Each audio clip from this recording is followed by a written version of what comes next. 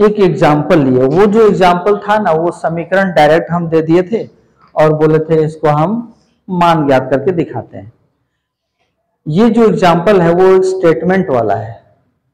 वो स्टेटमेंट वाले को क्या करना है, सबसे पहले द्विघात समीकरण के रूप में लाना है। द्विघात समीकरण के रूप में लाने के बाद इसको हल करना है। क्वेश्चन में बोला गया कि एक आयताकार कक्षा है क्लास, जिसका क्षेत्रफल 300 मीटर स्क्वायर है, लंबाई चौड़ाई के 2 गुने से 1 अधिक है।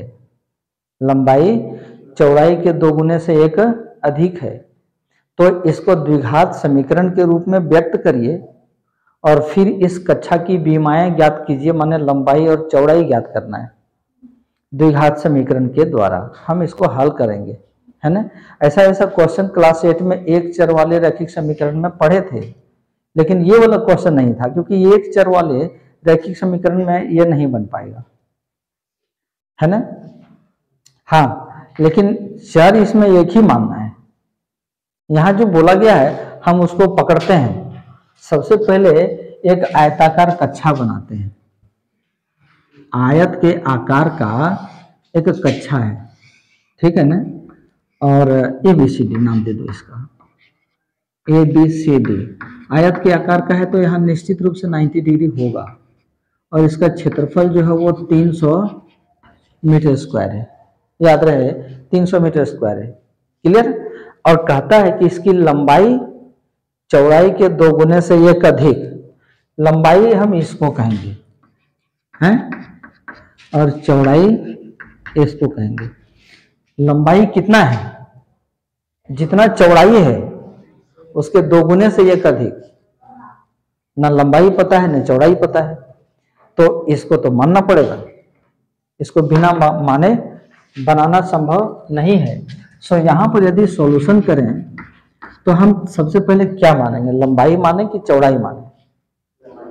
नहीं, हम पहले चौड़ाई मानेंगे। लिखेंगे माना चौड़ाई is equal to x metre.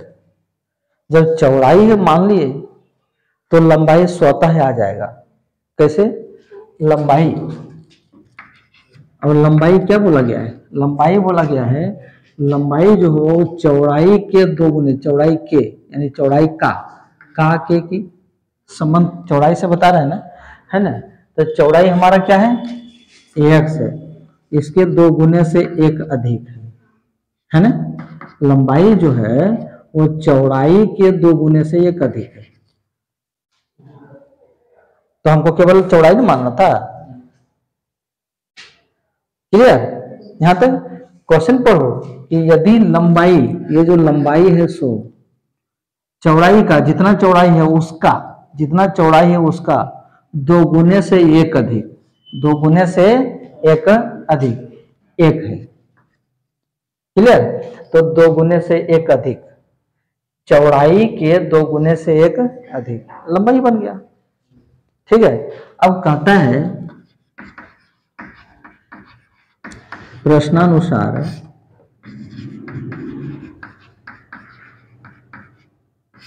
आयताकार कक्षा का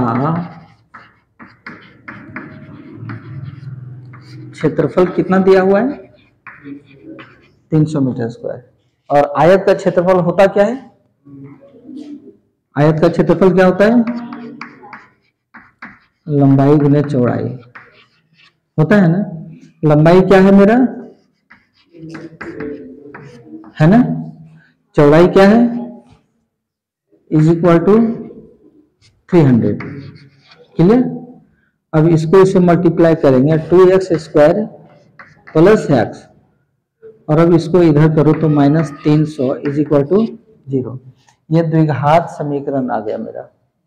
बोला गया था द्विघात समीकरण, और कहोगे कि द्विघात समीकरण का सामान्य सूत्र तो आप ये बताए थे, ये x square plus bx plus c is equal to 0। फिर बीच में माइनस क्यों है? माइनस नहीं, वहां प्लस भी है। कैसे? कि यदि 2x square plus x plus अगर -300 करें और इस तरह से लिखे हैं क्या, तो ए की जगह पर 2, बी के जगह पर 1 और सी के जगह पर -300 है या नहीं, सही है कि नहीं। तो इस तरीके से हमारा ये द्विघात समीकरण में है, यहाँ माइनस है तो माइनस को ब्रैकेट करके इधर प्लस कर देना, चाहे वो बी के स्थान पर क्यों ना हो, चाहे सी के स्थान पर क्यों ना हो, हमारा इस ढांचा पर फॉलो कर रहा है। ए का मान 0 नहीं होना चाहिए, बी और सी का मान 0 हो जाए तो हो जाए, लेकिन ए का मान कभी भी 0 नहीं होना चाहिए। बार बार इस चीज को कह रहे हैं हम, ठीक है। अब इसको गुणनखंड करने के लिए हम तुमको क्या बोले थे कि प्रथम पद का संख्यात्मक मान और अंतिम पद का संख्यात्मक मान लेकर के हम गुना करते हैं तो -600 होता है। अब -600 को तुम इस तरह से 2 ग्रुप में तोड़ो कि बीच का जो पद यहाँ पर 1 है +1 होना चाहिए, बचना चाहिए, ठीक है ना। तो उस चीज को हाँ, तो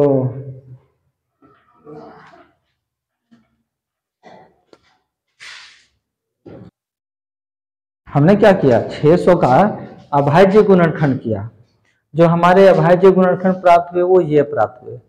अब इसी में इसको 2 ग्रुप में तोड़ना है और लाना है ये 1 आ जाएगा 24 × 25 = 600। हमको चाहिए -600 है, हमको चाहिए -600। यदि यहाँ माइनस करें तो माइनस इंटू प्लस यहाँ पर माइनस हो जाएगा, और -24 + 25 करें तो क्या हो जाएगा, +1 हो जाएगा ना, होगा कि नहीं, क्या अंकित सही है। सो यहाँ पर 2x² -24x + 25x - 300 = 0। 3 पद में से 4 पद विभाजित हो गया। अब 2 पद का तुमको क्या लेना है, जोड़ा। सो इसमें जो कॉमन आएगा वो 2x कॉमन आएगा और यहाँ x - 12 बचेगा, तो 12 दूनी 24x, और यहाँ पर +25 कॉमन आएगा है, और x - 12 बचेगा। यहाँ 25 को 12 से गुना करोगे 300 आएगा, क्लियर, सही है। अब क्या हो गया कि x - 12 और 2x + = 0 हुआ कि नहीं। यहां चलते हैं, क्या हुआ, सो x - 12 = 0 और 2x + 25 = 0। x = ये उधर जाएगा तो +12 है, और -25/2। x का 2 वैल्यू आया, एक 12 और एक -25/2।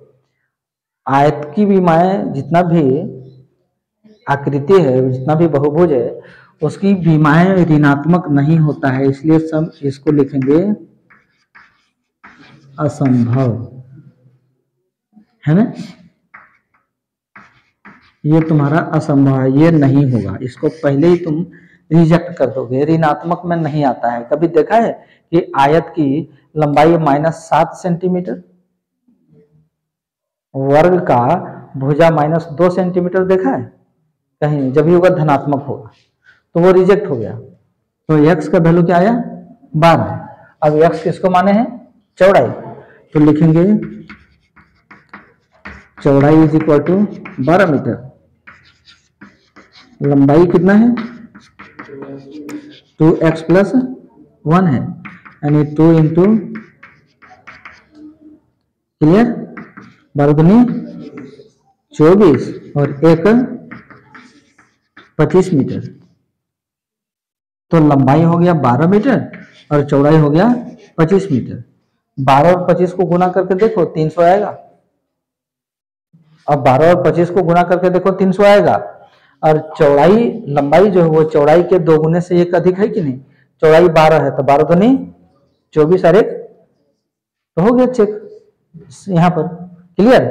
मैंने चौड़ाई 12 और लंबाई 25 गुना करोगे तो क्षेत्रफल 300 और चेक इधर से करोगे तो चौड़ाई लंबाई जो होगा चौड़ाई के 2 गुने से 1 अधिक है, 12 दूनी 24 और 1 25। क्लियर हो गया ना? ये हो गया बस बता रहा।